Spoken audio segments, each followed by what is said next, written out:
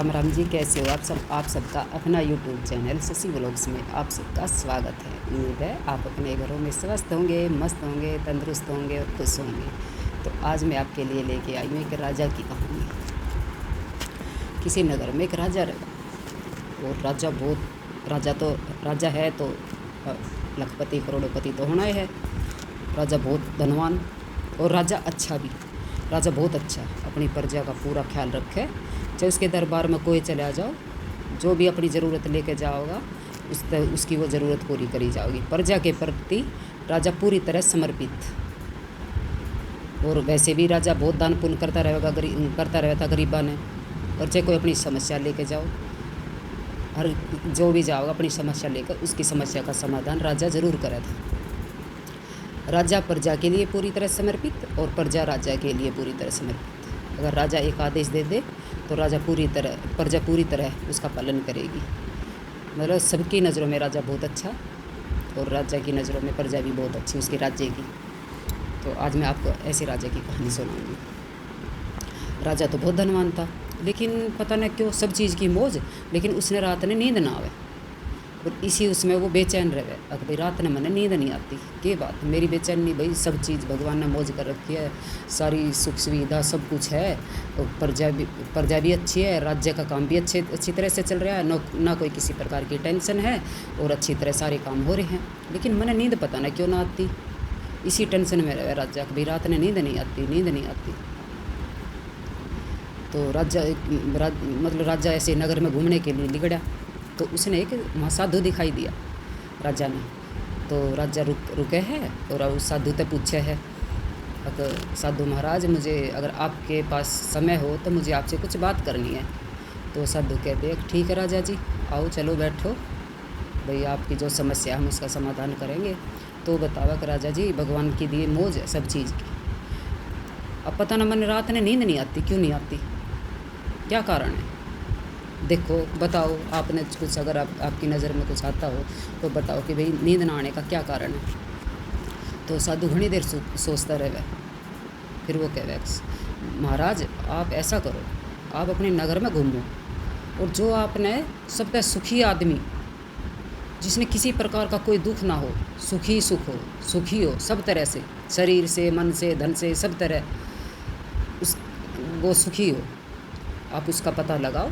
और जब भी आपने उसका पता लग जावे तो आप उसकी जो है बुरसट पहर लो उसकी। तो बूझ बाज के राजा और अपने महल में आ जाए है और तो आदेश देवे सैनिका ने, अगर वैसे भी ढिंडोरा पिटवा दे है और उन सैनिका ने भी आदेश देवे अगर जाओ और पूरे राज्य का भ्रमण करो और जो भी सबसे सुखी आदमी मिले और उसने पकड़ के ले आओ। मैं रात ने उस साधु ने कही थी कि उसकी बुरसट ले ले और एक रात पैर के सो जा, फिर तू सुखी हो, मतलब शांति पड़ेगी और तू तने नींद आ जाएगी।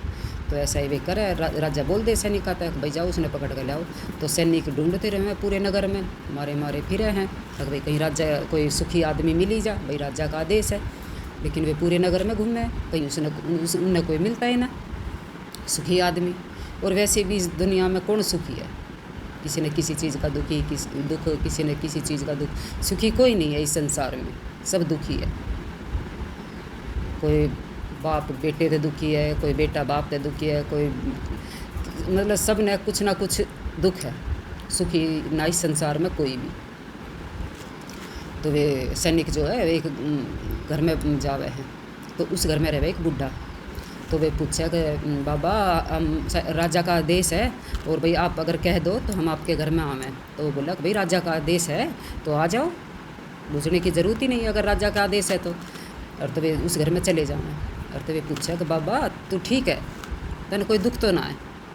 तो वो कहता कि ना बेटा मैं कित का सुखी, मेरा तो एक बहू बेटे और वे मैंने दुखी करे, मेरा कहना ना मानते और पोता छोटा सा ही है, इब उसकी तो मैं कहूँ कि पर मेरे बहू बेटे ठीक को ना मैंने दुख देवे, ना मेरा कोई काम करे, ना मैंने समय पर रोटी पानी देवे, मतलब वो बोले मैं दुखी हूँ। तो वे वहाँ तक चले जाएँ। तो बूढ़ा बाट देखा कि भाई राजा ने भाई उसका मेरे ताई कुछ भाई दक्षिणा दिलवाई हो, लेकिन वे कुछ ना देते और वे वहाँ तक चले जाएँ। तो फिर वे जावे एक और दूसरे घर में। तो उस आदमी के पीठ में लिकट रहा था फोड़ा, तो वे जावे वहाँ दरवाज़ा खुड़कावा कि भाई राजा का आदेश है और भाई हमने आपसे बात करनी है। तो वे जावे, वो बोला कहाँ जाओ अंदर। तो उसने पूछा कि भाई तू सुखी है। तो उन्होंने बोला काहे का सुखी, मैं तो बहुत दुखी हूँ। ये देखो मेरी पीठ पे फोड़ा लिकड़ रहा है और मैं इतना दुखी हूँ, मेरा ये ठीक हो जा तो मैं ठीक हूँ, सुखी हूँ। लेकिन देखो मेरा तो मन तो ऐसा लगा मेरा तो मरे पीछा छूटेगा, जो फोड़ा इतना खतरनाक हो रहा है। तो वे वहाँ पे भी आ जावे पूछ बाछ के जो भी है। फिर वे तीसरी जगह जावे फिर वे जावे एक पंडित के घर में। पंडित अच्छा धनवान था और तो वे बुझे कि ब्राह्मण देवता भाई आप तो सुखी हो, आपका तो धन दौलत सब चीज़ की मौज है। तो उन्होंने बोला कहाँ का सुखी हूँ मैं को ना सुखी, एक यो ये भाई पतरे उतरे देखने का काम है और ये कदे कोई आवे और कदे कोई ना हत्ता। तो जिस दिन ना आवे उस दिन मैं कि मैंने तो बहुत टेंशन है कि भाई मेरा आने वाली पीढ़ी की टाइम में कुछ जोड़ ना पा रहा। तो वो भी ऐसे जवाब दे रहे। तो फिर वे जावे मतलब ऐसे और जावे, वो कई घरा में जावे कई घरा में, लेकिन उनकी कहीं भी बात ना बने। तो वे फिर नगर में घूमे सारे में, कहीं कोई भी ना मिलता उनने। फिर राजा दौरे जावे कि राजा जी हमने तो कोई भी जो है ना इस अपने तो नगर में जो है कोई सुखी ना। तो राजा ने तो और चिंता हो जाए, अगले वो बताओ भाई इतने सब तरह की सब सुविधा मौज सब, और मेरे राज्य में तो भाई कोई सुखी ना। राजा ने तो और टेंशन सी हो जाए। तो दूसरे दिन भी उन तक कहे अब जाओ और ढूंढ का आओ अब भाई कोई और मिलेगा सुखिया। तो वे फिर जाओ। तो नगर के बीचों बीच जो है बाजार में उनने एक भिखारी मिला है और वो भिखारी हंस रहा है, मतलब वो प्रसन्न दिख रहा है। भाई हाँ ये खुश आदमी। तो वे भिखारी के पास जावे दोनों, भाई भिखारी तू तो बहुत खुश है। तो उन्होंने बोला हाँ मैं खुश हूँ, मैं तो बहुत खुश हूँ। तो उन्होंने बोले अच्छा तो वे सैनिक भी खुश हो जाओ, चलो भाई कोई तो नगर में खुशी आदमी मिला, सुखी खुशी भाई मिला कोई, तो वे तो बहुत खुश है। चलो भाई इसने ले चलेंगे राजा के पास पकड़ के। और तो वे उसने ले जाए राजा के पास। अब चल राजा ने बुलाया तो अब वो पूछा कि भाई क्या बात है, कि भाई किसी सुखी आदमी की तलाश थी और वो हमने तो कोई मिला ना, हमने तो तू ही मिला, अब चल तू राजा के पास, राजा ने तेरे को बुलाया है। तो वो चला जा गया। तो राजा के वह हाँ भाई तू है इस नगर में खुशी, हाँ जी मैं तो बहुत खुश हूँ। और मैं क्या करे तू, मैं क्या करूँ, मैं तो कुछ ना करता, ना मैंने कमाने की चिंता, ना मैंने कुछ धन जोड़ने की चिंता, अपने जैसा भाई मिल जाए है वैसा खा लियो हूँ, और जो टाइम पे और जो जैसा कोई लत्ता लुत्ता कोई दान कर जाए वो पहन लूँ, मैंने तो किसी प्रकार की कोई भी चिंता ना है। तो राजा ने सोचा है भाई यो तो बड़ा वैसा आदमी भिखारी है और भीख मांगे और ना इसने किसी प्रकार की कोई टेंशन, तो ये तो बड़ा सुखी आदमी है। तो ऐसे उनकी बात चलती रहे। तो वो सोचा कि जा तो तू जा अपने घर, और भाई हाथ अपनी, और भिखारी था वो घाड़ा बुरसट ना पैर रहा था, जा तू अपने घर जा रहा अपनी बुरसट लेगा।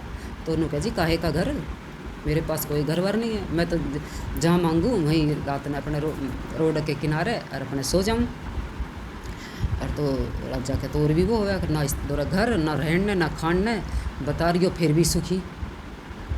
तो उसके फिर उस साधु की बात याद आवे। अच्छा मतलब साधु जो समझाना चाह रहे थे उसने राजा ने, उसका समझ में आ जाए हाँ राजा क्या कहना चाह रहे थे। मेरे धोरे तो देख धन दौलत सब वैभव सब कुछ सुख समृद्धि सब चीज़ की मौज है, और फिर भी मेरे मन में शांति नहीं। और यो भिखारी है, लेकिन इसके पास ना तो घर है ना दर है ना भाई खाना है ना पीना है ना भाई ना मतलब सब तरह है यो कंगाल, और फिर भी यो सुखी।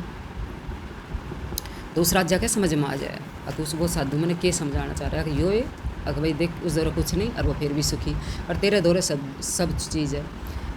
तो इस कहानी से हमें यही शिक्षा मिल रही है कि जो हमारे पास है बहुत है उसी में सुख शांति रखो, जितने की हमने ज़रूरत है भगवान उतना हमने दे रहा है, जितना है उसी में सब्र करो, करो संतोष करो।